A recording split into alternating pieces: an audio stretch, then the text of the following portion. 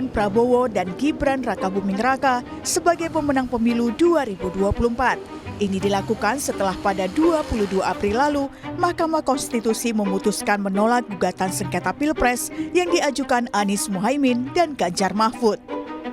MK sudah memutuskan. Lalu bagaimana dengan nasib hak angket yang sebelumnya digadang-gadang sebagai jalan politik untuk membuktikan adanya kecurangan di pemilu 2024? Tarik ulur hak angket memang terjadi, bahkan sebelum MK menggulirkan sidang. Dan sepertinya hak angket kini tinggal kenangan. Partai Nasdem sebagai pengusung Anies Mohaimin menyebut hak angket sudah tidak relevan lagi. Pertamalah dulu. Mungkin ada usulan lain selain merapat ke pemerintahan? Coba. Ada usulan? Kalau ada usulan boleh kita pertimbangkan juga. Itu yang pertama kita bisa pertimbangkan itu. Kalau enggak ada usulan lain apa sebenarnya yang lebih baik bagi Nasdem?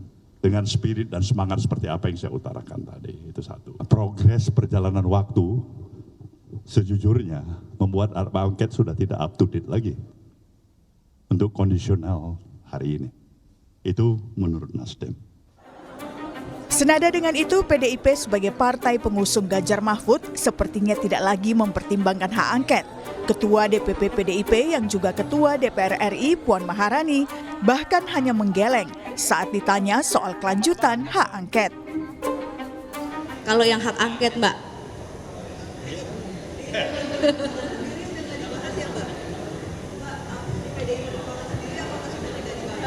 Angket ini karena kan sempat mengemuka di awal masa sidang ini, Mbak. Meski nyaris padam, calon wakil presiden pemilu 2024 yang juga Ketua Umum PKB Muhaimin Iskandar masih berharap hak angket bisa berjalan. Menurut Imin, hak angket sangat dibutuhkan untuk belajar dari kesalahan dan kegagalan. PKB tentu amat sangat berharap angket itu berjalan. Karena di situ kita bisa membangun sistem pemilu yang lebih komprehensif. Dengan cara apa? Evaluasi terhadap pelaksanaan pemilu. Karena itu angket amat sangat dibutuhkan. Jangan salah, tidak untuk menyerang atau mengkritisi pemerintah, tetapi untuk membangun sistem pemilu yang belajar dari kegagalan dan kesalahan yang ada. Lalu, benarkah hak angket hanya akan tinggal kenangan? Tim Liputan, Kompas TV. Saudara, pasca putusan MK yang menolak gugatan sengketa Pilpres 2024, nasib hak angket kecurangan pemilu pun kembali menjadi sorotan. Bagaimana nasib hak angket yang sebelumnya digadang-gadang sebagai jalan politik untuk pembuktian adanya kecurangan di pemilu 2024? Akankah tetap lanjut atau memang disengaja menjadi peluru bergen politik? Kita akan bahas soal ini bersama dengan sejumlah narasumber. Sudah hadir ke studio ada pengamat politik dari Universitas Al-Azhar Indonesia. Sudah ada Kang Ujang Komarudin. Assalamualaikum Kang Ujang. Waalaikumsalam Mbak Disti. Ya, kita kembali bertemu lagi ya setelah kemarin.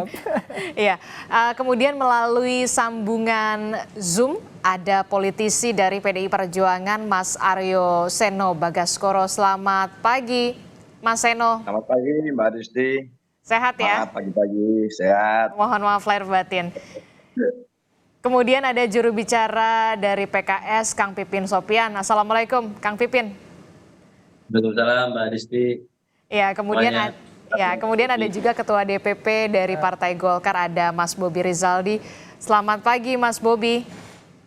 Selamat pagi, Mbak Disti, ya. Mas Pipin, Mas Sehat semua Seno, ya? Mas Ujang. Ya, siap. Ya, ini kita membahas soal bagaimana setelah putusan MK yang menolak seluruhnya dari permohonan Anies Mohaimin maupun juga dengan Ganjar Mahfud, tapi juga melalui jalur politik ini yang kemudian masih dipertanyakan.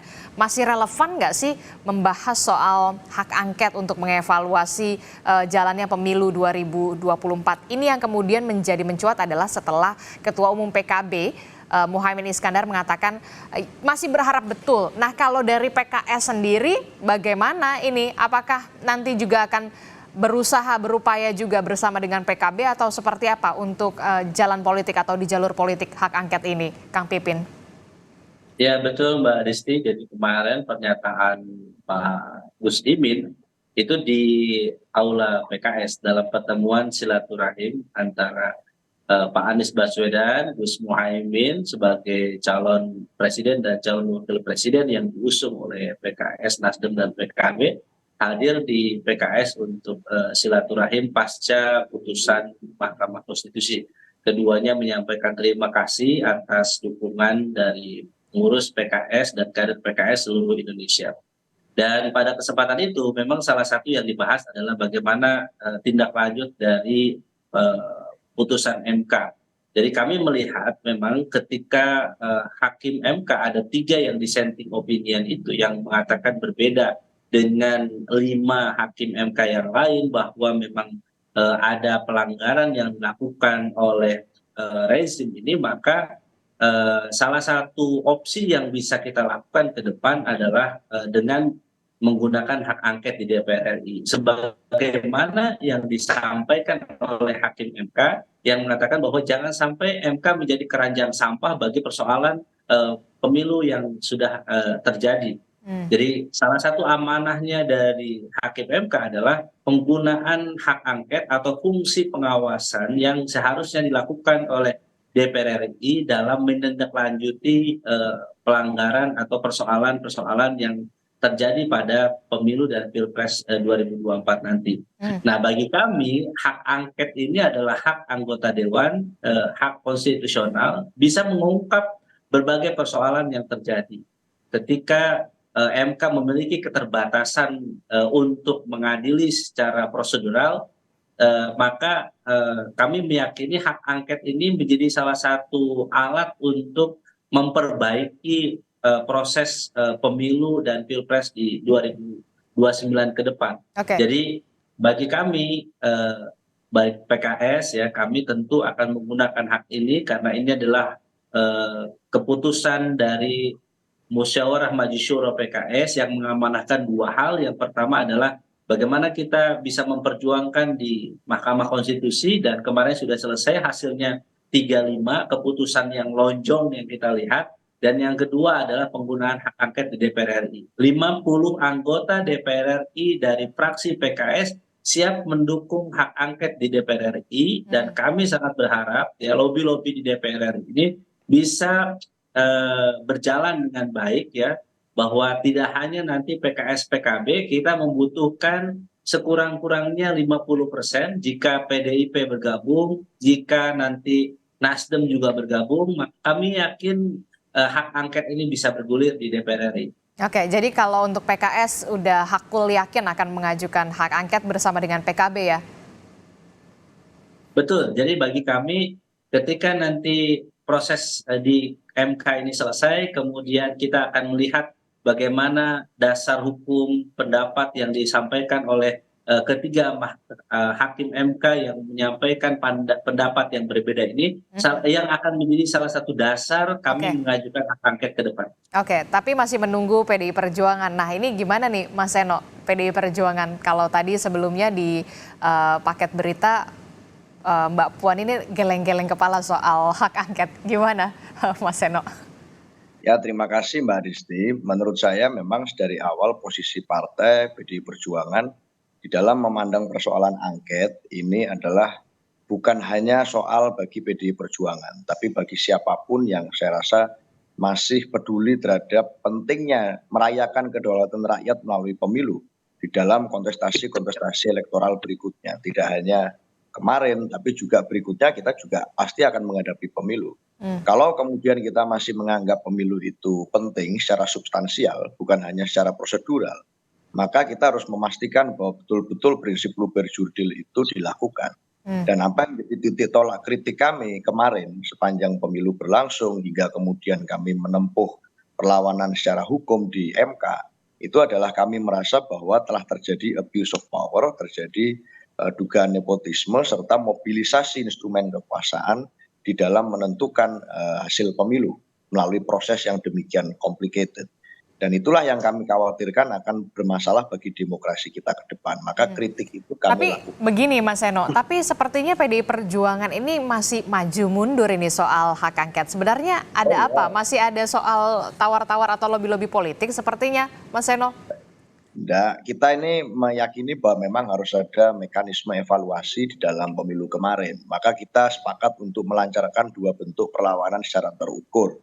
3 bentuk perlawanan secara terukur. Yang pertama adalah perlawanan melalui jalur hukum, kemudian melalui jalur penyadaran elemen civil society, dan kemudian baru melalui jalur politik. Nah, melalui hukum ini saja bagi kami di PDI Perjuangan tidak hanya di MK, Mbak, tetapi juga di PT UN. Karena kemarin pada saat MK disampaikan bahwa di dalam persidangan menolak secara keseluruhan, meskipun pertama kali dalam sejarah bangsa ini itu ada dissenting opinion terkait dengan sengketa pemilu, maka kami juga masih menerima sebuah kabar menarik dari Pak Gayus Lumbun, ketua tim hukum kami di PT UN, yang menyampaikan bahwa dalam sidang dismisal PT UN ternyata kami dapat ditindaklanjuti apa yang menjadi poin tuntutan kami di dalam persidangan PT UN.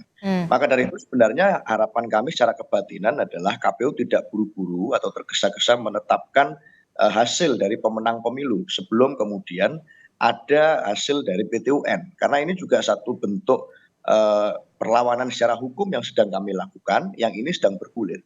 Jadi sebenarnya kalau bicara tentang perlawanan secara hukum, kami masih memiliki satu perjuangan lagi yang akan kami jadikan basis sebelum menentukan keputusan di dalam melakukan perlawanan-perlawanan secara politik di dalam sikap-sikap tertentu kepartean. Tapi pada dasarnya kan statement partai sudah sangat jelas kemarin di DPP setelah pembacaan putusan sidang itu sudah disampaikan dihadiri oleh para pengurus DPP yang kemudian menyampaikan sikap bahwa MK bagi kami dalam penilaian DPP partai telah kemudian membuka jalan bagi terwujudnya kembali authoritarian populisme. Yang itu sangat kritik dan sangat keras sebenarnya kalau bicara tentang sikap kami dalam hasil pemilu. Jadi mekanisme apapun yang akan kami tempuh nanti, bicaranya adalah satu tentu terkait dengan kepastian dan keadilan hukum. Dan ini sedang berjalan, tidak hanya MK tapi PT UN. Yang kedua juga tentang momentum. Karena di dalam idealisme politik kita tentu harus dihadapkan dengan berbagai macam realitas politik. Tapi itu kan di jalur hukum ya, di PT UN begitu ya, kemarin juga dari jalur konstitusional sudah di MK. Nah di jalur politiknya, PDIP akankah mengajukan hak angket? Itu yang kemudian menjadi pertanyaan kita semua. Ya tentu saya seperti yang sampaikan tadi, idealisme politik tentu membutuhkan basis yang pasti. Dan itu kami sedang mencari kepastian itu di hukum. Maka MK tidak selesai begitu saja bagi kami karena masih ada PT UN. Tapi tentu kami kan Pak Ganjar salah satu yang pertama kali menyampaikan tentang urgensi hak angket. Berarti nunggu PT UN dulu nih ya? Ya, PDI Perjuangan tentu menghargai sikap itu. Saya ke Mas Bobi deh. Mas Bobi ini gimana nih? Nampaknya masih ada semangat-semangat yang kemudian kembali membara setelah Ketua Umum PKB ini berharap masih ada untuk mengajukan hak angket begitu. Kalau Anda melihatnya masih relevan nggak sih? Mas Bobi? Jadi gini Mbak Adisti, kalau Partai Golkar kan jelas kalau posisi politiknya dari awal ya, kita menolak adanya hak angket ini. Dan saya rasa setelah ada keputusan MK, saya rasa juga partai-partai lain juga akan menjadi lebih objektif lah dalam melihat hak angket ini dalam sistem ketatanegaraan. Maksudnya secara substansi, apa yang mau diangketkan? Hampir semua substansi itu sudah dijawab dengan keputusan-keputusan MK. Dan keputusan MK itu di dalam konstitusi pasal 24 ayat C itu sudah jelas. Itu adalah putusan pertama dan final yang terakhir, termasuk soal perselisihan pemilu. Misalkan mau ditanya yang lain lagi, misalkan untuk untuk lebih baik sistem demokrasinya, itu kan bukan pakai hak angket, itu bisa saja nanti dalam prolegnas untuk undang-undang pemilu yang dari tahun 2014 perlu dirubah, ya itu nanti dirubahnya. Atau dengan rapat dengan mitranya di Komisi 2, itu kan bisa, adalah sistem-sistem yang ada di dalam Komisi 2. Jadi saya merasa partai-partai pasti akan lebih realitas dan objektif lah melihat landscape keadaan politik setelah pasca putusan MK ini. Saya kan nggak tahu apakah memang sudah menjadi sikap partai masing-masing yang tadinya mengusungkan. Kan ini kan masih abu-abu, jadi lebih baik kita sekarang sama-sama membangun sajalah. Jadi tidak perlu lagi hak angket menyelesaikan, misalkan mau diteruskan ini apa yang mau diken KPU-nya berdasarkan undang-undang pemilunya ya, KPU-nya nanti tidak perlu pakai hak angket, pakai dalam raker pengawasan saja biasa. Kalau mau lebih merubah undang-undangnya, nah kita kan sudah ada, nanti masukkan saja prolegnas di periode berikutnya kalau perlu. Atau ini kan kita sudah menghadapi pilkada sebentar lagi, undang-undangnya yang dipakai masih undang-undang sama, penyelenggaranya penyelenggara yang sama. Masa ini mau dikacaukan lagi? Kita bulan Juli sudah pendaftaran, penyelenggaranya adalah institusi dan lembaga penyelenggara yang sama orangnya dan ini juga. Dan kalau misalkan mau diserang institusinya, KPU-nya, penyelenggara Bawaslu, coba dilihat yang menjadi pengawas pemilu, yang menjadi petugas KPPS itu siapa? Itu kan masyarakat, bukan ASN, bukannya instrumen negara. Mereka itu masyarakat. Nah, inilah yang maksudnya saya yakin lah partai-partai ini akan sangat objektif melihat realitas pasca putusan MK, sehingga yang disampaikan Pak Surya Paloh saya yakin akan diikuti oleh semuanya. Karena sekarang sudah tidak lagi urusan mempermasalahkan hasil pemilu, ke PT UN pun akan membuat putusan apa. Di Undang-Undang Dasar kan sudah jelas, mau membubarkan KPU, mau mengapakan lagi, mau mengatakan ada kecurangan, semua substansi itu sudah dijawab dengan putusan-putusan yang kan macam-macam, mulai dari pencalonan, mulai tidak ada TSM, mulai kecurangan yang tidak bisa dibuktikan, mau di mana lagi? Kalau di MK kalah, apalagi di PT UN gitu loh maksudnya. Oke. Kang Pipin, Anda sepakat? Ya, karena Bang Bobi kan yang dilihat hanya putusan MK-nya, tidak melihat dissenting opinion-nya. Jadi menutup mata terhadap dissenting opinion. Jadi kalau menurut saya catatan dissenting opinion itu memang kalau dari putusan MK-nya memberikan catatan kepada DPR RI untuk proses menindaklanjuti atau mengambil peran untuk menggunakan hak pengawasan terkait dengan proses Pilpres dan Pemilu. Tapi kalau katanya Mas Bobi di rapat kerja komisi saja cukup begitu. Kalau pengawasan, nah itu kuncinya.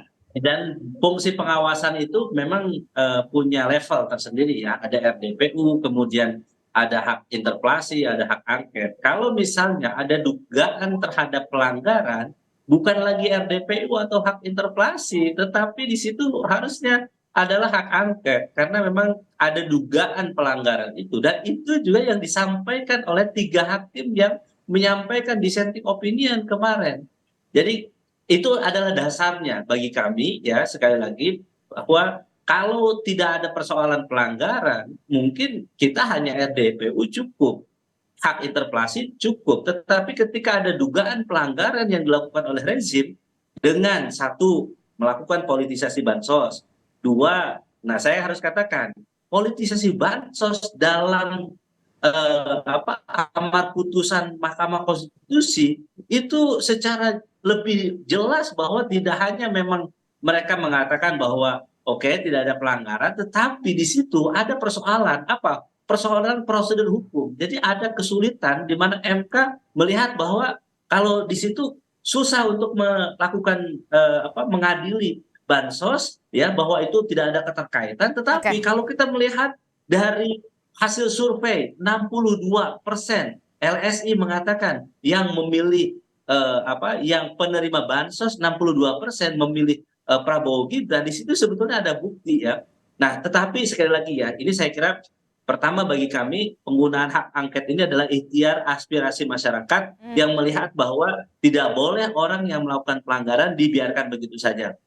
Nah, memang hak angket bisa jadi tidak merubah hasil dari Pilpres kemarin, tetapi bagi kami siapapun yang melakukan pelanggaran memang harus diganjar yang setimpal. Itulah yang diaspirasikan oleh rakyat Indonesia. Nah, sasarannya berarti ke KPU menurut Anda begitu untuk hak angketnya? Kalau tidak hanya ke KPU, kepada rezim yang berkuasa saat ini. Jadi kalau kita melihat sasarannya bukan tidak ke paslon, tetapi kepada siapapun yang menggunakan kekuasaan kekuatan, powernya, sumbernya untuk melakukan pelanggaran terhadap pilpres, maka itu harus diganjar. Mas Seno? Salah satunya siapa? Saya kira di persidangan kita sudah tahu siapa saja para penguasa pejabat negara yang sudah disebut yang telah melakukan abuse of power sebagaimana yang disampaikan oleh Mas Seno. Disitulah kita melihat bahwa ada upaya politik yang bisa digunakan oleh DPR RI supaya ini tidak berulang, supaya politisasi bansos tidak terulang, politisasi apalagi di pilkada sebentar lagi begitu, beberapa bulan lagi. Nanti kita juga akan tanya ke Mas Seno, apakah Anda cukup objektif dan juga realistis dalam hal ini adalah PDI Perjuangan untuk tetap mengajukan hak angket setelah kemudian Mahkamah Konstitusi kemudian menolak? Jangan dijawab dulu Mas Seno, tetaplah bersama kami di Sapa Indonesia Pagi, usai jeda. Sapa Indonesia Pagi, saudara, kita masih membahas masih relevan atau tidak sebenarnya hak angket ini diajukan atau digulirkan setelah adanya putusan MK yang menolak seluruhnya soal sengketa Pilpres 2024. Masih bersama saya ada Kang Ujang di studio, kemudian ada Kang Pipin dari PKS, kemudian ada Mas Bobi Rizaldi dari Partai Golkar, ada Mas Seno dari PDI Perjuangan, dan juga ada Kang Pipin Sopian dari Partai Keadilan Sejahtera. Saya ke Mas Seno. Mas Seno, Anda sepakat nggak kalau misalkan sudahlah kita objektif saja, kita realistis saja, Mas Seno? Mas Seno, audionya? Oke, gini Mbak Adisti, kalau kita bicara tentang PT-UN misalnya yang dilakukan oleh PDI Perjuangan secara hukum dan konstitusional, ini pun juga tidak menjamin bahwa ini akan berdampak secara signifikan terhadap penetapan hasil pemenang pemilu kemarin. Tapi kan apakah kami harus diam saja pada saat kita menghadapi situasi di mana apa yang terjadi di dalam Pilpres kemarin begitu dalam merusak nurani demokrasi kami. Jadi Anda menilai putusan MK ini tidak cukup memuaskan bagi semua pihak atau bagaimana? Karena kan kita Tentu kami merasa bahwa ada ketidaksepakatan terhadap cara pandang kami terhadap putusan MK secara lembaga. Tapi kan kami menghormati bahwa MK secara konstitusi, secara asas itu berada pada posisi final and binding, akhir dan mengikat. Kami menghormati posisi MK itu. Tetapi kalau kemudian kami berbeda pendapat atau merasa tidak sepakat dengan apa yang menjadi putusan akhir, yang mana kami tentu merasa kecewa adanya penolakan secara keseluruhan atas tuntutan kami maupun tim 01. Tetapi pada dasarnya ini juga berangkat dari apa yang menjadi keresahan masyarakat. Kalau kita melihat secara data sains misalnya, secara rasional, yang kita melihat dari survei Kompas misalnya, Kompas ini menyatakan bahwa lebih dari 60% masyarakat Indonesia merasa perlu untuk digulirkan hak angket. Hak angket ini kan satu simbolisasi saja sebenarnya dari sebuah mekanisme evaluasi atas apa yang terjadi di dalam pemilu kemarin, mau namanya tapi angket. Kalau katanya Mas Bobi kan cukup saja di raker komisi begitu, tidak usah sampai ke hak angket begitu, kan sama saja pengawasan juga. Oh iya tentu, secara teknis apapun itu namanya, mekanisme evaluasi itu ditunggu secara komprehensif dan menyeluruh. Kalau ada mekanisme evaluasi lain yang namanya bukan angket tapi bisa mengevaluasi secara menyeluruh tentang jalannya pemilu itu, maka kami juga akan tempuh. Buktinya di PT-UN kami lakukan, ini pertama kali dalam sejarah persoalan pemilu, kemudian partai politik kami lakukan gugatan, kita bawa ke PT-UN. Artinya apapun itu kami ingin mencari apa yang secara substantif mengusik hati nurani banyak orang. Kami ingin mencari jawaban bahwa memang di situ ada sesuatu yang salah, something wrong. Maka dari itu disampaikan oleh misalnya para hakim MK, Pak Arief Hidayat, Bu Eni, Pak Saldi Isra, kami angkat topi terhadap hakim-hakim ini yang berani menyampaikan bahwa pandangan mereka terjadi abuse of power. Harusnya pemilihan atau pemungutan suara ulang, harusnya ini ada unsur-unsur yang kemudian tidak boleh dilakukan di pilkada selanjutnya. Misalnya tentang pembagian bansos yang dekat dengan pilkada karena tidak bisa dinafikan, berpengaruh secara elektoral. Loh, ini kan bukan adu penalti, Mbak. Katakan skornya 5-3 kemarin gitu ya. Kalau di sepak bola 5-3, ada 5 yang menolak permohonan, ada 3 yang dissenting. Lalu setelah kami kalah terus sudahlah hasilnya kalah. Loh ini kan bukan begitu. Ini bicara tentang persidangan hukum yang sebelumnya tidak pernah ada dissenting, tapi ada 3 hakim yang merasa bahwa ini tidak boleh lagi terjadi di pemilu selanjutnya. Berarti kan ada sense bahwa something is wrong. Sama dengan kebatinan 63% lebih rakyat Indonesia yang ingin dilakukan evaluasi. Sama dengan kebatinan kami, sama dengan kebatinan kawan-kawan yang mendukung pasangan 01 misalnya. Dan itu artinya diperlukan sebuah mekanisme evaluasi. Namanya apapun buat kami, ini urusan nomor sekian, tapi yang pasti harus ada evaluasi menyeluruh. Oke, saya ke Kang Ujang. Kang Ujang, Anda melihatnya bagaimana ini kalau misalkan PKB dan juga PKS, tampaknya PKS aku yakin begitu ya akan mengajukan hak angket, juga kemudian harus juga didukung oleh PDI Perjuangan. Jangan-jangan nanti PKS sendirian lagi ketika lobby-lobby politik dilakukan. Ya Mbak Disti, saya berkali-kali di meja ini ya di Kompas TV mengatakan hak angket itu sulit, berat, susah, akan gembos, akan layu sebelum terkembang. Gitu. Kenapa Anda mengatakan ya, bisa saja gembos? Kejadiannya kenapa? Pak Surya Paloh bertemu dengan Pak Jokowi, lalu sudah bertemu dengan Pak Prabowo, lalu mengatakan tadi ya kan sangat jelas, tidak relevan. Jadi Nasdem saja sudah jelas sikapnya, yang dulu ingin mendorong hak angket, sekarang sudah berapi-api sekali gitu. Akan masuk pemerintahan Prabowo Gibran. Yang kedua, PKB ini menurut saya akan sulit juga untuk mendorong hak angket. Tapi kan beberapa hari yang lalu ketua umumnya. Lihat nanti dalam beberapa waktu lalu ke depan ini kelihatannya akan ada pertemuan juga antara Pak Prabowo dengan Pak Cak Imin. Kenapa saya katakan ya bahwa PKB sulit? Ada psikologis atau kebatinan di PKB yang ketika misalkan mendorong hak angket akan mendapatkan tekanan yang kuat. Pertama persoalan hukum yang akan mengenai ketua umumnya. Yang kedua akan dibuka kembali gitu maksud Anda? Pasti. Yang kedua itu soal apa? Ya ketua umumnya akan terancam juga. Terancam? Ya akan terancam kalau mendorong hak angket bisa jadi nanti ada muktamar luar biasa. Dan itu juga saudara yang mengatakan, Pak Saifullah Yusuf mengatakan bahwa perlu regenerasi katanya di PKB, bahkan itu adalah pesan yang halus. Iya, dalam konteks kalau nanti Caimin dorong-dorong hak angket, itu dua hal itu akan menurut saya akan mungkin terjadi. Makanya analisa saya mengatakan bahwa PKB ini di endingnya, di ujungnya tetap tidak akan mendukung hak angket. Lihat saja di analisa saya. Nah, PDI saya mengatakan 1 bulan yang lalu, ya kurang lebih saya mendapatkan bocoran bahwa dari petinggi TPN, ya petinggi saya katakan, memang beliau bukan orang PDIP, tapi petinggi TPN mengatakan hak angket tidak akan didorong oleh PDIP. Tidak akan terjadi. Makanya hari ini sampai hari ini tidak ada eksekusi itu. Makanya sampai kemudian Mbak Puan juga geleng-geleng kepala aja. Ada. Jadi saya mengatakan politik belakang layar atau internal mereka tidak ada. Bahkan kalau boleh saya buka lagi, ada teman saya gitu yang juru bicara dari PDIP juga mengatakan nanti katanya kalau hak angket yang nggak jadi, saya jangan diundang saya. Dan ini juga terjadi. Jadi saya melihat dalam konteks realita fakta politik hari ini agak sulit mengatakan hak angket. Maka tadi Mbak Adisi mengatakan jangan-jangan hanya PKS. Nah mestinya kalau sungguh-sungguh saya katakan ya, kalau sungguh-sungguh kalau berani, butuh keberanian, maka dari dulu sudah mengatakan sudah ada teken-teken sudah diajukan. Tunggu apa sih sebenarnya? Tunggu apa? Persoalannya tadi mesti didukung oleh katakanlah 50% lebih kan untuk di sidang paripurnanya, itu yang tidak ketemu. Oleh karena saya mengatakan hak angket silahkan dorong.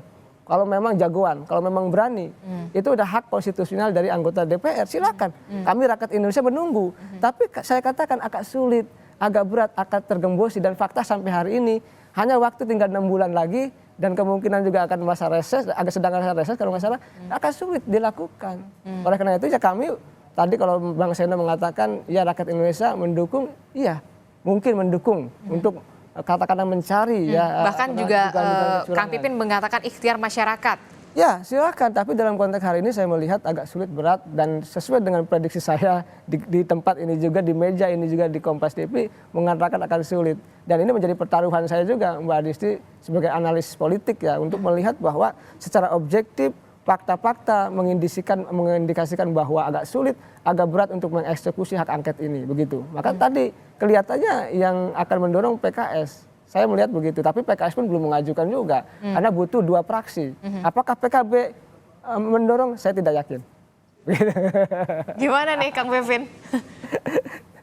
Ya, kami pahami itu ya, bahwa realitas di DPR RI itu bahwa kekuatan politik saling intervensi atau interlocking politik yang sering terjadi, dan itu realitas yang kami rasakan selama kami kurang lebih 10 tahun menjadi oposisi di pemerintahan Pak Jokowi ini. Ya memang realitasnya ketika ada persoalan, misalnya kami mengajukan angket terkait utang negara yang begitu besar, hak angket di luas raya, hak angket terkait dengan persoalan-persoalan bangsa, terkait hak hidup, hajat orang banyak. Memang karena ketimpangan ya partai pendukung pemerintah dan partai partai di luar pemerintah, sehingga upaya oposisi, partai-partai oposisi seperti PKS ini biasanya terhenti di realitas dukungan dua fraksi yang harus mengajukan kepada pimpinan DPR RI terkait hak angket ini. Tetapi sebagai ikhtiar, ya, sebagai partai di luar pemerintahan, ya berharap boleh saja begitu ya. Aspirasi dan mayoritas rakyat Indonesia sebagaimana di survei Litbang Kompas bahwa 60% lebih mereka menghendaki hak angket, maka kami akan menyuarakan aspirasi itu. Kami akan berusaha sebisa kami untuk bahwa hak angket ini jalan yang harus kita tempuh kalau kita ingin meluruskan jalan demokrasi yang saat ini bengkok. Inilah persoalannya. Jadi kalau kita membiarkan seakan-akan pelanggaran ini biarkan saja terjadi gitu. Tapi kami ingin meluruskan itu. Ya. Untuk meluruskan itu memang tidak bisa hanya menggunakan suara kami di media, tetapi harus ada alat. Nah, hak angket inilah salah satu alatnya. Dan makanya kami mengajak keberanian ya untuk para anggota dewan dari lintas fraksi. Kita lihat bagaimana Tapi nanti bagaimana, maaf Kang Pipin saya potong, tapi bagaimana kemudian ketika nanti akhirnya PKB diajak oleh kubu Prabowo Gibran begitu ya, bisa saja kemudian tergembosi dalam tanda kutip begitu, Kang Pipin? Ya tentu kami menghormati pilihan-pilihan masing-masing partai karena kami tidak bisa mengintervensi keputusan masing-masing partai untuk menggunakan hak angket atau tidak. Kami punya 50 anggota fraksi di DPR RI dari total 575 anggota dewan. Tentu 8% ini kurang dari untuk mengajukan hak angket. Tetapi sekali lagi bagi kami ingin menuntaskan ya, semua aspirasi masyarakat itu salurannya lewat PKS. Kami tidak menghendaki adanya yang disebut sebagai defisit demokrasi. Ketika dana negara dikeluarkan untuk pemilu begitu besar, tetapi kemudian para elit ini hanya menggunakan cara berpikir elit dan mengabaikan cara berpikirnya masyarakat. Jadi banyak persoalan yang terjadi pasca pemilu ini, bansos dikeluarkan, kemudian harga-harga sembako mahal, telur mahal, beras mahal, kemudian utang negara kita semakin membumbung, ya. Dan itu memang kami sadari bahwa kalau sistem yang kemarin kebijakan yang dikeluarkan oleh pemerintah ya terjadi tanpa melihat bagaimana dampaknya, inilah yang kita rasakan. Kurs rupiah kita melemah, ya harga-harga meningkat, pengangguran terjadi di mana-mana.